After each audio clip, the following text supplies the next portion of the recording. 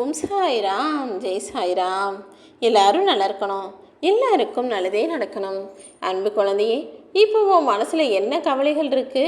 எது மிகப்பெரிய பிரச்சனையாக மாறி உனக்கு துன்பத்தை கொடுத்துக்கிட்டு இருக்கு? நீ எல்லா விஷயங்களையும் தெளிவாக புரிந்ததால் தான் அதிலிருந்து உன்னை காப்பாற்றி உன் மனசில் இருக்கக்கூடிய கவலைகளையும் கலங்கங்களையும் விலக்கி உனக்கான நல்லதை செய்வதற்காக உன் சாயப்பா ஓடி வந்துள்ளேன் என் செல்லமே.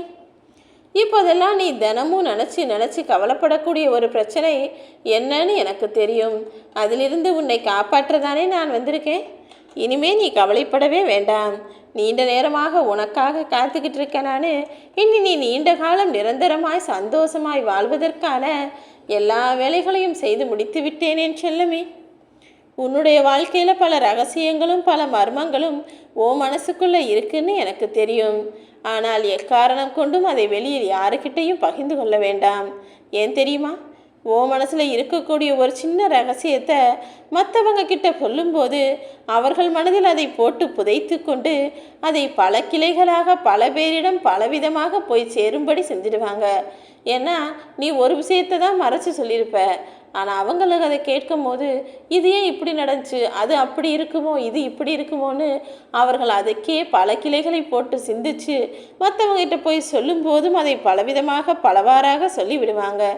அதனால தான் எப்போதுமே உன்னுடைய பலமோ பலவீனமோ ரகசியமோ உன் வாழ்க்கையை பற்றிய முக்கிய எதுவாக இருந்தாலும் சரி யாருக்கிட்டையும் சொல்ல வேணாம், உன் மனசுக்குள்ளேயே போட்டு புதைச்சிடுன்னு நான் சொல்கிறேன்.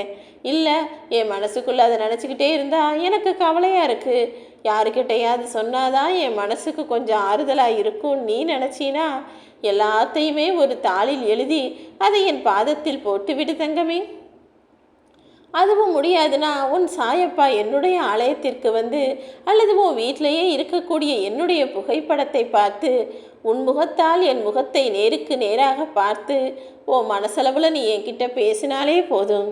எல்லாவற்றையும் நான் கேட்டு முடிக்கும் போதே அந்த விஷயங்களை எல்லாம் சரி செஞ்சு உனக்கான சமாதானத்தையும் சாந்தியையும் கூட நான் கொடுத்துடுவேன் என் தங்கமே.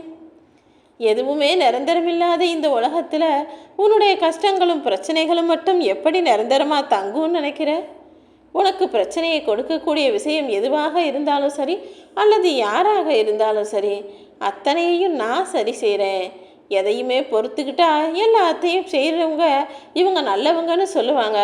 ஆனால் ஏதோ ஒரு விஷயத்தை உன்னால் பொறுத்துக்க முடியாமல் ஏன் இப்படி செய்கிறீங்கன்னு எதிர்த்து கேள்வி கேட்க ஆரம்பித்தாலே உன்னை கெட்டவன் என முத்திரை குத்தி விடுவார்களின் செல்லமே.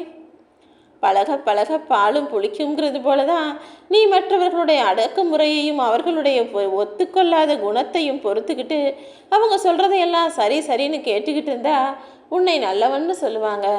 இல்லை, நீங்கள் செய்கிறது தவறு, நீங்கள் யோசிக்கிறது தவறு, நீங்கள் பேசுகிறது தவறுன்னு ஏதாவது ஒரு விஷயத்தை நீ அவர்களிடம் சொல்ல போனாலோ அல்லது உன்னுடைய மனக்கருத்தையும் நேர்மையையும் நியாயத்தையும் எடுத்து பேசினாலோ அந்த நிமிஷமே உன்னை கெட்டவன், நீ சரியில்லை, நீ பொறாமை எண்ணத்தில் பேசுகிற, அது இதுன்னு உன்னை 1000 விதமாக குறை சொல்லி விடுவார்கள். யார் உன்கிட்ட என்ன சொன்னாலும் சரி, அது அவர்கள் பிரச்சனையாக இருந்தாலும் சரி அல்லது குடும்ப கஷ்டமாக இருந்தாலும் சரி உன்னால் முடிஞ்சால் அவர்களுக்கு உதவி செய். ஆனால் எந்த காரணம் கொண்டும் உன் மனசில் அதை பற்றி என்ன நினைக்கிறேங்கிறத நீ அவர்களிடம் சொல்ல வேண்டாம் என் செல்லமே. அவங்க ஆறுதலுக்காக தானே சொல்கிறாங்க. சரி சரின்னு கேட்டுட்டு அந்த நிமிஷமே அதை மறந்து போயிடு. கீழே விழுந்தாலும் சரி யாராவது உன்னை வீழ்த்தினாலும் சரி அடுத்த நொடியே யோசிக்காமல் நீயாக எழுந்து நிற்க கற்றுக்கணும். யாராவது வந்து கை கொடுத்து தூக்கி விடுவாங்கன்னு மட்டும் ஒருபோதும் நினைக்காத. 4 பேர் உன்னை தலை நிமிர்ந்து பார்க்கணும், எல்லார் கண் முன்னாலும் கௌரவமாக நீ வாழணும்னு நினச்சினா யாரையும் திரும்பி பார்க்காமல் நீயே உனக்கான வேலைகளை செய்யப்பார். எதையுமே தனக்குன்னு நினைக்காதவனுக்கு ஒருபோதும் துன்பம் வருவதே கிடையாது.